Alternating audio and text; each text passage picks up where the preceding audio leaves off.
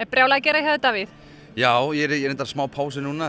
Núna fór Greta upp á hótelherbyggi aðeins að hvíla sig fyrir kvöldi. Hún var bara að koma á sviðinu núna og gekk ótrúlega vel og hann að með hún fer og leggur sig og með Elvari kærastanum þá ætla ég að koma hingað aðeins niður og hitta blaðamennina sem er búin að biðja að koma og spjalla við þá.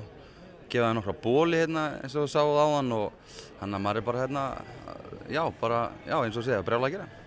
Er þetta að segja að þú sett svona pluggarinn hennar Gretu?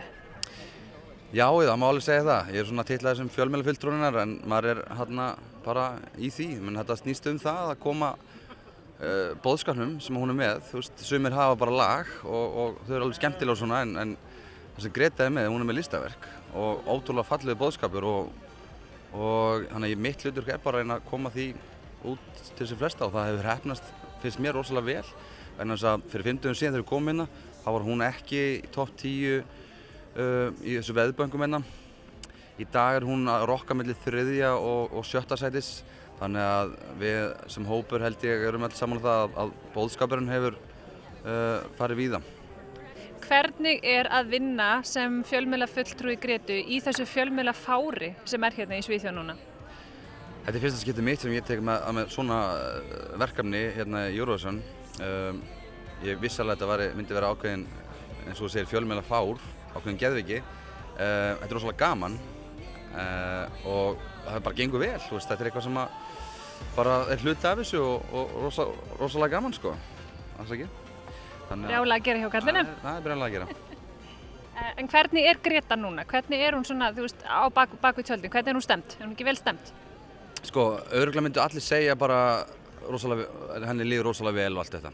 En henni, sko, ef við ætla að vera alveg með allt upp á borðum þá líður henni ótrúlega vel.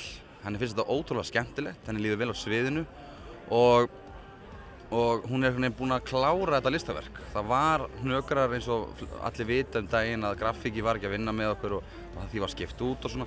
En það var bara tekið á því og eftir það var þetta 100% hjá henni og þess vegna líður henni svo vel. Hún er að fara að standa á sviðinu ótrúlega stolt og sátt.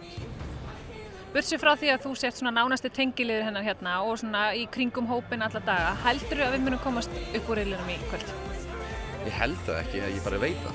Það er bara þannig að maður fær oft svona tilfinningu sko, svo spáum maður líka stundum líka.